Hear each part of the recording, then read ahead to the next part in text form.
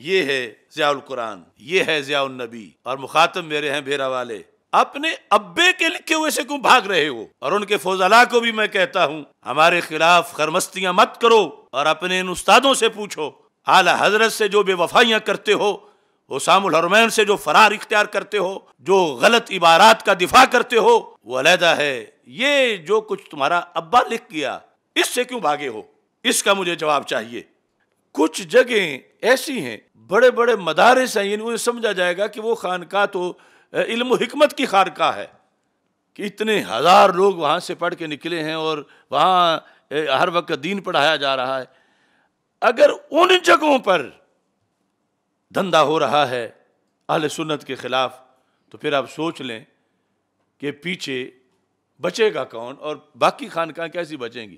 کہ باقی خانقاہ مثلا جہاں کتاب نام کی چیز ہی بڑی اجنبی ہے، جہاں مولوی کوئی بڑا عجیب سمجھا جاتا ہے، جہاں جو ہے وہ یہ پڑھنے پڑھانے کو کالا عمل کہا جاتا ہے، جہاں علم و بس کری اور یار کے ورث کرائے جاتے ہیں، تو یہ جہاں پڑھایا جا رہا ہے وہاں اگر ان خانقاہوں کے اندر ایک ابتر صورتحال بنی ہوئی ہے تو پھر باقی کیا معاملہ کیسے کلیئر ہوگا؟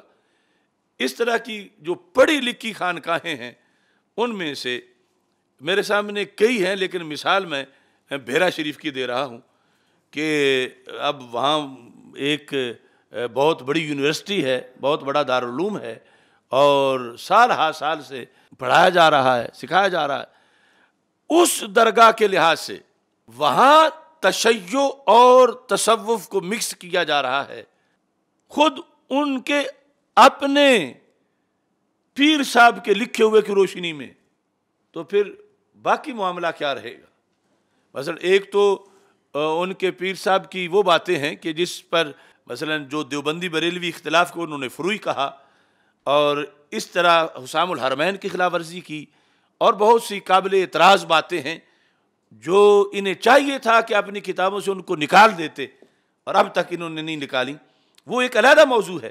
لیکن خود ان کے ابا جی نے جو لکھا کہ ایسا نہیں کرنا اور یہ غلط ہے، یہ بڑے دھڑلے سے وہ کر رہے ہیں، یعنی اعلی حضرت کو نہیں مانتے، وہ علیحدہ غلطی ہے۔ اپنے باپ کا دیا ہوا دین تو اس کو صحیح کر کے رکھیں، اس پہ تو عمل کریں۔ اب یہ دیکھیں کہ تشیع کے بارے میں ایک بات، مثلا التبصیر فی الدین و تمییز الفرقۃ الناجیہ عن الفرق الہالکین، الامام الکبیر ابو مظفر اصفرائینی، انہوں نے اس کتاب کے اندر ایک قول لکھا۔ عامر بن شرحبیل جو کبار تابعین میں سے ہیں، 104 ہجری میں جن کی وفات ہوئی، عامر بن شرحبیل، انہوں نے کہا کہ ان الروافض شر من الیہود والنصارى، کہ روافض جو ہیں یہود و نصارہ سے برے ہیں۔ کیوں؟ فإن اليہود سئلوا عن احبار ملتہم، ان سے پوچھا گیا کہ تمہاری ملت کے رہبر کون ہیں؟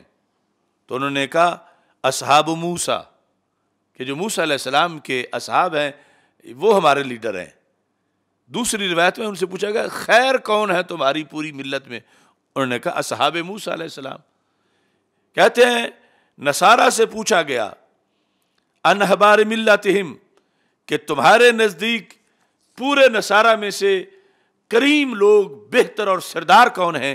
فقالوا، انہوں نے کہا الحواریون الذین کانوا مع عیسیٰ علیہ السلام، کہ اصحاب عیسیٰ علیہ السلام سر فرشتے ہیں، ہم میں سے افضل وہ ہیں۔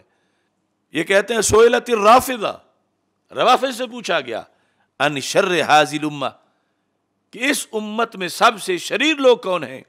معاذ اللہ ثم معاذ اللہ، فقالوا اصحاب محمد صلی اللہ علیہ وسلم، یعنی یہودی کہتا ہے سب سے افضل ہیں اصحاب موسیٰ علیہ السلام، نصرانی کہتا ہے سب سے افضل ہیں اصحاب عیسیٰ علیہ السلام، اور رافضی کہتا ہے معاذ اللہ سب سے شریر ہیں، نقل کفر نباشد اصحاب محمد صلی اللہ علیہ وسلم۔ اب یہ ٹولہ، اب یہ بات کوئی امام احمد رضا بریلوی تو نہیں لکھ رہے، یعنی کبار تابعین سے یہ بات چلی آ رہی ہے۔ یہ اب لکھی ایک کتاب، ایک حوالہ، اس کے بعد یہی امام لالکائی جو ہیں انہوں نے لکھی شرح اصول اعتقاد اہل سنہ والجماعہ، ان کی تاریخ وفات ہے 418 ہجری۔ اس کتاب کے اندر انہوں نے یہ صفحہ نمبر 1551 پر یہی چیز لکھی۔ اس کے بعد یہی بات کہ یہ روافض جو ہیں یہ یہود اور نصارہ سے شریر ہیں، یہی بات جو ہے وہ امام ابو عبداللہ زبیر بن احمد زبیری شافعی، جن کی تاریخ وفات ہے 318 ہجری، ان کی کتاب کے اندر صفحہ نمبر 788 پر یہ موجود ہے ان متون کی ترتیب کے اندر۔ ایسے ہی یہی بات جو ہے حضرت پیران پیر دستگیر حضرت شیخ عبد القادر جیلانی رحمۃ اللہ علیہ، آپ نے غوث پاک نے کتاب اصول الدین کے اندر جو ہے وہ یہ بات لکھی صفحہ نمبر 346 پر۔ یہی بات جو ہے اب لکھی امام ابن حجر نے السوائق محرقہ کے اندر، السوائق محرقہ، اس کے اندر یہ واضح طور پر انہوں نے لکھا، بلکہ انہوں نے لکھا بل ہم اشد ضررا علی الدین من الیہود والنصارى، کہ اتنا یہود و نصارہ ہمارے دین کو نقصان نہیں پہنچا سکتے جتنا یہ رافضی پہنچانے والے، یعنی یہود و نصارہ کی اتنے خطرات نہیں ہیں جتنے ان کے ہیں۔ اب چلو یہ سارے حوالے جب پیش کر کے ہم ان کو کہیں گے کہ تم نے اس کوے کو بلایا اپنے پاس کہ جس کا شر یہود سے بھی بڑا ہے، ایک نہیں، انہوں نے کئی اس طرح کے بگوتر کئی پروگراموں میں وہاں پر انہوں نے بلائے، وہاں کئی مواقع پر روافض کے لیڈر۔ اب وہ ہیں کیا یہود اور نصارہ سے بھی زیادہ نقصان دہ اور ان سے بھی زیادہ برے کہ جو صحابہ کے بارے میں ایسا جملہ بولتے ہیں، اور یہ ان کو بلا کے ان سے نشان منزل پوچھ رہے ہیں۔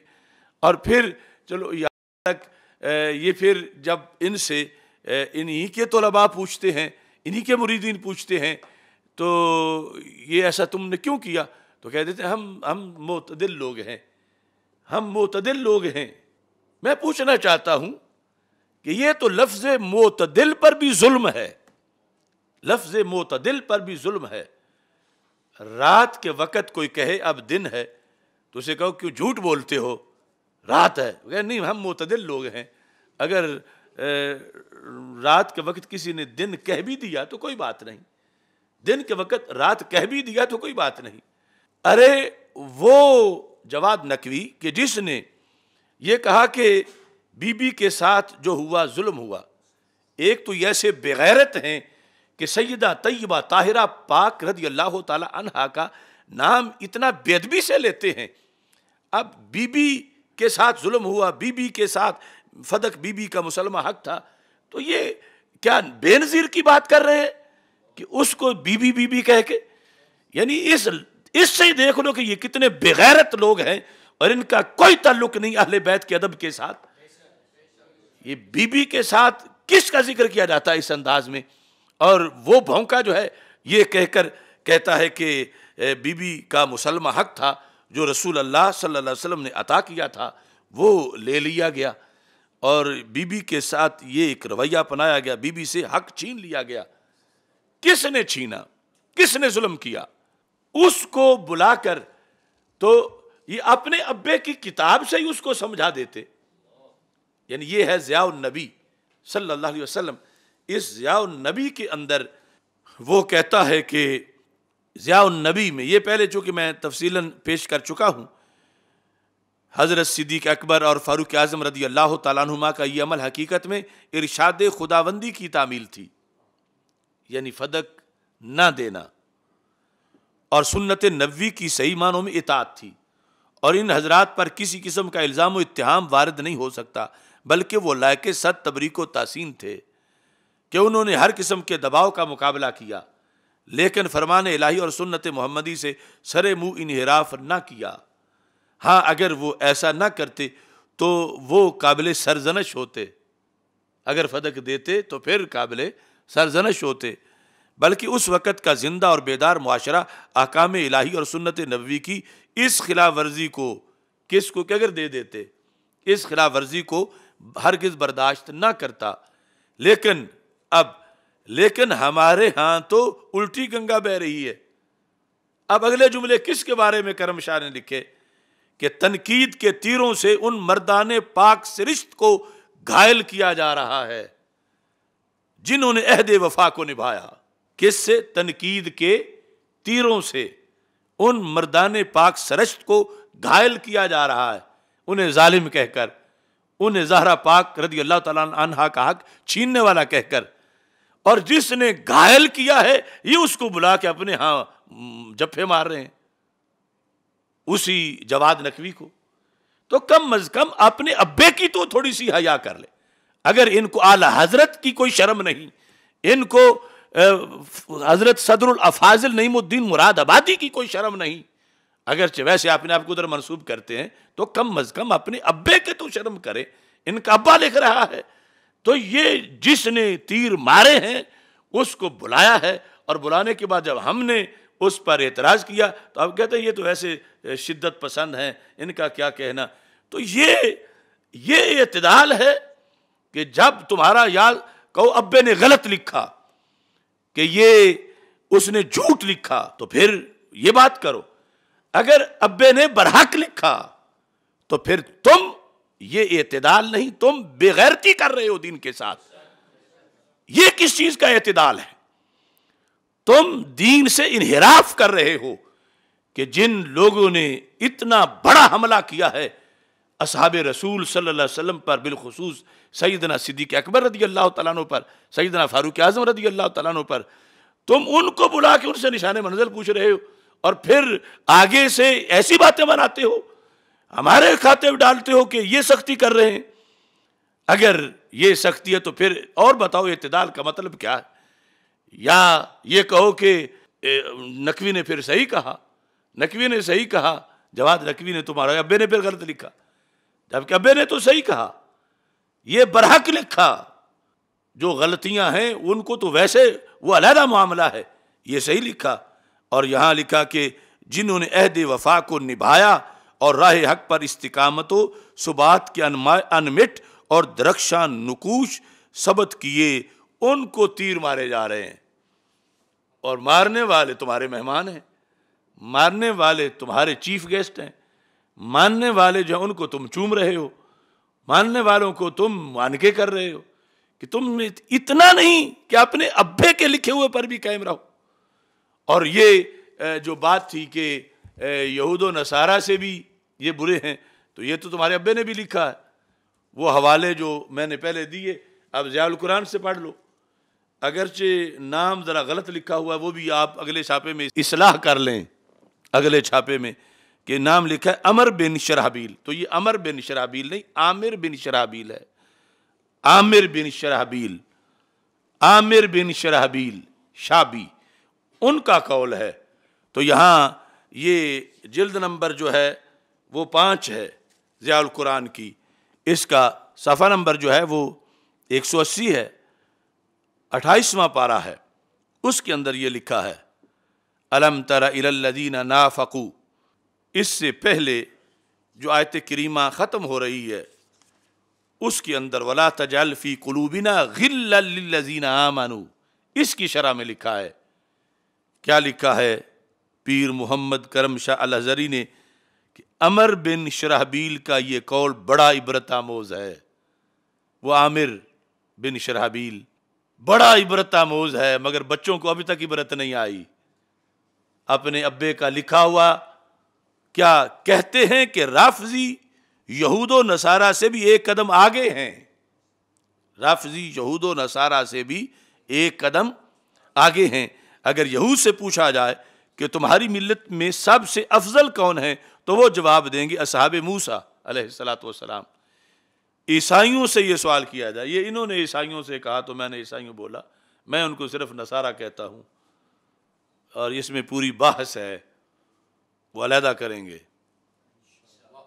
اب کوئی سکھ آج کہے کہ میں مصطفی ہوں یا مصطفی ہوں تو ہم اسی کو کہنے دیں گے۔ عیسائیوں سے یہ سوال پوچھا جائے تو وہ کہیں گے کہ عیسیٰ علیہ السلام کے حواری سب سے افضل ہیں، لیکن اگر رافضیوں سے پوچھا جائے من شر اہل ملتکم، تمہاری ملت سے بدترین لوگ کون ہیں؟ تو یہ بدبخت کہیں گے اصحاب محمد صلی اللہ علیہ وسلم۔ یہ ہے ضیاء القرآن، یہ ہے ضیاء النبی، اور مخاطب میرے ہیں بھیرا والے، اپنے ابے کے لکھے ہوئے سے کیوں بھاگ رہے ہو؟ اور ان کے فضلاء کو بھی میں کہتا ہوں ہمارے خلاف خرمستیاں مت کرو، اور اپنے ان استادوں سے پوچھو، اعلی حضرت سے جو بے وفائیاں کرتے ہو، حسام الحرمین سے جو فرار اختیار کرتے ہو، جو غلط عبارات کا دفاع کرتے ہو، وہ علیحدہ ہے۔ یہ جو کچھ تمہارا ابا لکھ گیا، اس سے کیوں بھاگے ہو؟ اس کا مجھے جواب چاہیے۔ اور کوئی اعتدال اور یہ وہ، کہاں گیا تمہارا اعتدال؟ اگر تمہیں کوئی گالی دے تو اس کے پیچھے تم بندے بھیجتے ہو مارنے کے لیے، ہم جانتے ہیں تمہارے خلق کو۔ اور صدیق و عمر کو تیر مارنے والا، اسے تم چومتے ہو۔ یہ اعتدال نہیں، یہ محض ضلال ہے، اور اس کا جواب چاہیے اہل سنت کو۔ کیونکہ مسئلہ اتنا اہم ہے، تو یہ ایک ایسی خانقاہ، وہاں بھی جو حضرت بیٹھے ہوئے اپنے آپ کو غریب نواز کہلا رہے ہیں، ماشاءاللہ کیا حضرت غریب نواز، اتنی حکومتوں سے لے کے ابھی تک غربت ختم نہیں ہوئی اپنی۔ تو یہ حقیقت ہے خانقاہی نظام کے، یہ روگ ہیں، یہ ناسور ہیں، اور اصلاح جو ہے وہ لازم ہے۔